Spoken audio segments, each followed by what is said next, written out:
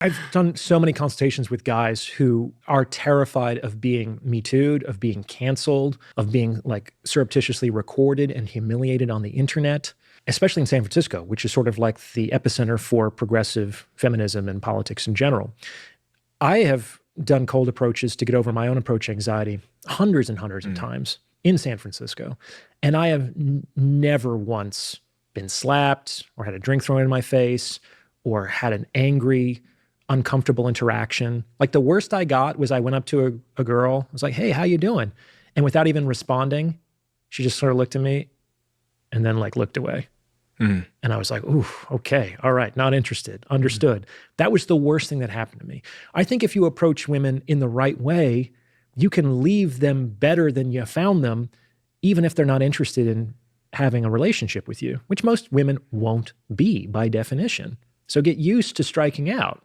So what do you say to those men then that are scared of rolling up to someone and, saying hello? It's all about how you approach them. And you approach them with, first of all, don't ever try to surprise a woman. Okay. Because, a lot of guys do. It's like they run up, excuse me, and they get really close and they get in their face. They're nervous themselves. And you it's like approaching an animal, a deer in the wild. It's like, here I am. I'm making eye contact. We've made eye contact for a while. I'm getting up slowly. I'm moving towards you. Here are my hands. Sort of like interacting with the cops sometimes. It's like, I got nothing up my sleeve and we're going to do this slow. And I'm going to smile. I'm going to exude warmth. I'm not going to get in too close. I'm certainly not going to touch her. Does body language matter? Of course it matters. So I have a whole chapter about the game of please no in the book. Say that again. Okay, the game of please no. So Please no. This is a game that I played at Tisch. So I went to Tisch School of the Arts at NYU to train as an actor. And in my first semester of acting school, we didn't do any acting, really. We didn't study scenes. We didn't do plays. We played this one game. And we played this game for, I think, 3 or 4 months straight. And the game is called the game of please no. And I've since discovered that this game is the fundamental game of human relationships. It wasn't advertised to me as such, but I since understood that this is the core game at the heart of all human interaction, which is I'm going to you because I want something from you, whether it's attention, sex, a dollar, a job, a house, a meal. It's like I'm here because I want something or else I'd be somewhere else, right? And the default answer is no. Can I have $1? No. Hey, could I take you out for a drink sometime? No.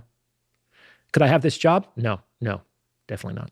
So, and there's some wisdom to that. Like I say in the book, the universe lives closed. If the default answer to the universe was yes, if we just lived in this like genie bottle where if we just think it and we want it, our wishes are effortlessly satisfied, the universe would have been stripped of all of its resources by now. Like if human beings continued to exist, it would be a very desolate and awful place for the survivors, I would think. So the default answer to every request is no. Why? Because it costs nothing to want, but it costs something to give. And there's that inherent asymmetry.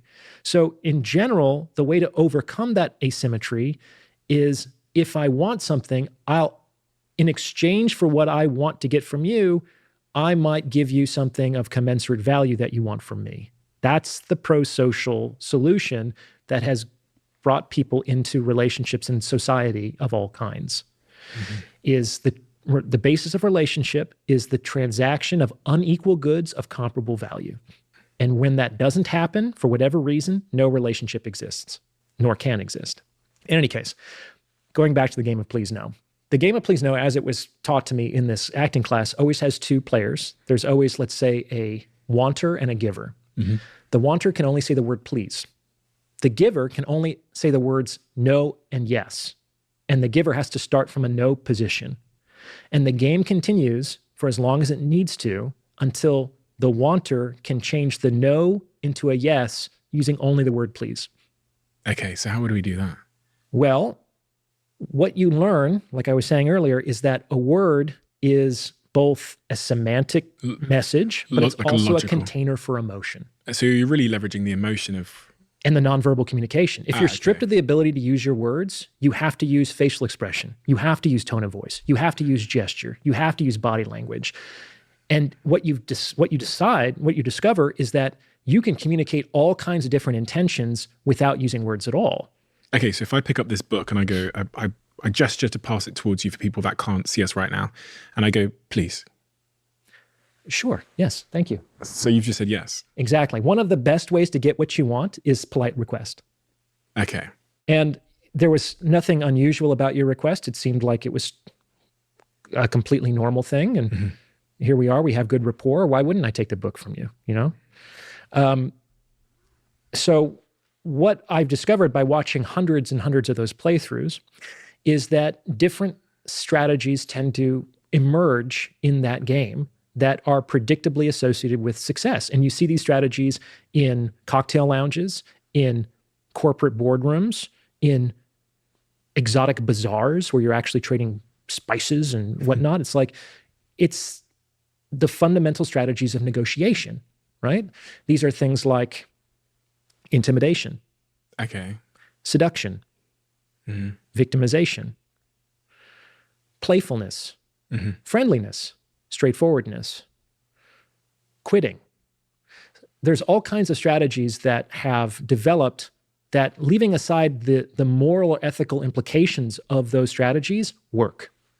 And they work by stimulating a certain emotion inside of you, which is manipulation. And if I can use my tone, my words, my actions to stimulate the right emotion in you, then you are going to move in the direction where I want you to go, basically.